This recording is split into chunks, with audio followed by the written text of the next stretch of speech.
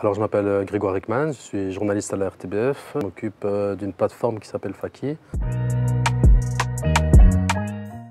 C'est à la fois une application et aussi une rubrique où on fait du fact-checking. Donc l'idée, c'est de rassembler des articles de fact-checking, c'est-à-dire des articles qui ont été produits par des confrères de médias francophones et qui justement décortiquent ce qui circule sur les réseaux sociaux. On a une rubrique justement de fact-checking où là on produit des articles justement où on va décortiquer des informations qui circulent et en tenter d'évaluer la véracité ou en tout cas d'essayer d'aller le plus loin possible dans l'analyse, dans les sources. Alors, il y a les deux côtés. Donc, d'un côté, il y a la rubrique où là, vous allez pouvoir poser une question, par exemple, très simplement, et on va vous renvoyer vers des articles qui vont répondre à ces questions-là. Et puis, nous-mêmes, on essaie de répondre à ces questions. Et donc, on essaie de creuser le plus loin possible pour apporter l'information la plus objective, mais aussi la plus fouillée possible à l'utilisateur.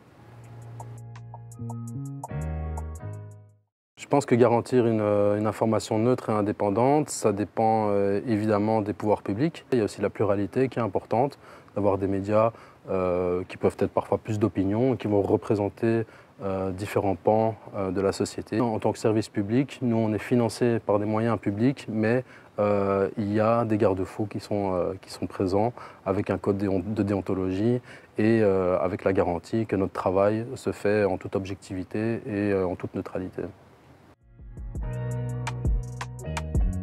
Alors c'est un fameux challenge, c'est un gros défi. Je pense qu'un des aspects qui est important, c'est de pouvoir toucher un maximum de gens. C'est important de pouvoir aussi aller sur des plateformes où ils sont présents, d'aller pouvoir leur parler là où ils sont. Parfois changer un petit peu de ton aussi, d'avoir un ton un peu plus direct, d'être parfois un peu plus cash ou un petit peu plus pédagogique pour les plus jeunes par exemple. Pour la liberté de la presse, je pense que c'est essentiel pour la démocratie qu'on ait des journalistes qui puissent mener des enquêtes, qui puissent traiter de tous les sujets, qu'on puisse dénoncer parfois des manquements ou en tout cas faire des enquêtes qui ne plaisent pas aux puissants. Donc c'est essentiel qu'on ait cette indépendance et qu'on puisse aller remettre en cause parfois des décisions ou parfois des changements ou des choses qui ne devraient pas se passer comme elles se passent. Donc les journalistes sont là pour défendre les intérêts de chacun et surtout donner une information la plus objective possible pour que chacun puisse prendre des décisions, notamment au moment d'aller voter, d'avoir un avis qui soit fondé sur des faits et pas seulement sur des opinions. L'arrivée des réseaux sociaux et du digital, mais il y a eu une explosion de cette désinformation, énormément de plateformes, des endroits sur le web où il n'y a pas de modération, où des propos qui sont totalement faux sont énoncés, et aussi le risque de se retrouver parfois dans des bulles algorithmiques avec des réseaux sociaux qui ont un intérêt à ce que vous restiez un maximum de temps chez eux, avec des contenus qui vont vous être proposés, qui seront de plus en plus dans le cadre de votre pensée et adapté à vous pour que justement vous soyez conforté dans vos opinions plutôt que confronté à du débat. Et donc ça c'est un enjeu majeur, c'est pour lutter contre cette désinformation, c'est d'avoir une pluralité d'informations, de pouvoir exercer son esprit critique et de ne pas rester enfermé dans des pensées qui parfois vont mener certains jusqu'à l'extrême. Mais je pense que globalement, en Belgique, on a quand même une presse libre, on a une presse indépendante, il y a une presse d'opinion aussi. Comment améliorer les choses? Je pense simplement que le nerf de la guerre, c'est souvent les moyens.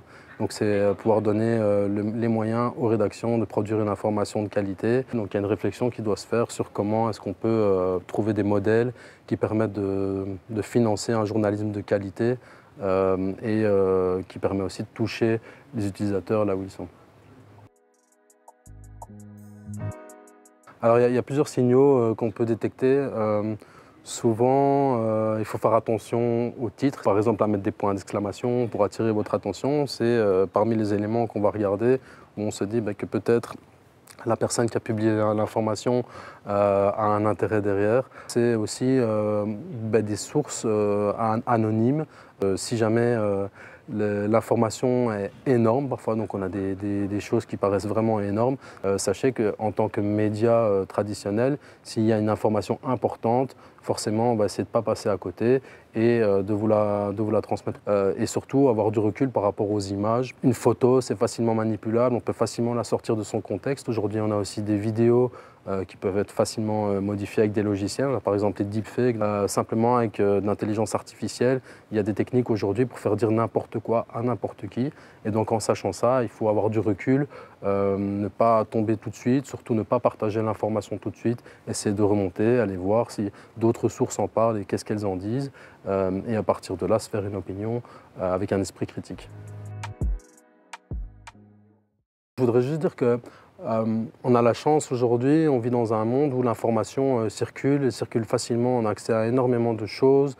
Par contre, il faut parfois être prudent, il faut parfois prendre le temps de s'arrêter un petit peu, d'aller vérifier soi-même ou de demander à des personnes de vérifier pour vous, gratter un petit peu et surtout essayer de sortir parfois de sa zone de confort. De ne pas rester forcément tout le temps sur les mêmes médias qui disent la même chose, mais peut-être aller voir des médias qui tiennent un autre discours. Tout ça avec un esprit critique, que vous ayez des arguments solides pour pouvoir débattre une fois que vous avez des débats d'opinion avec des camarades ou des collègues.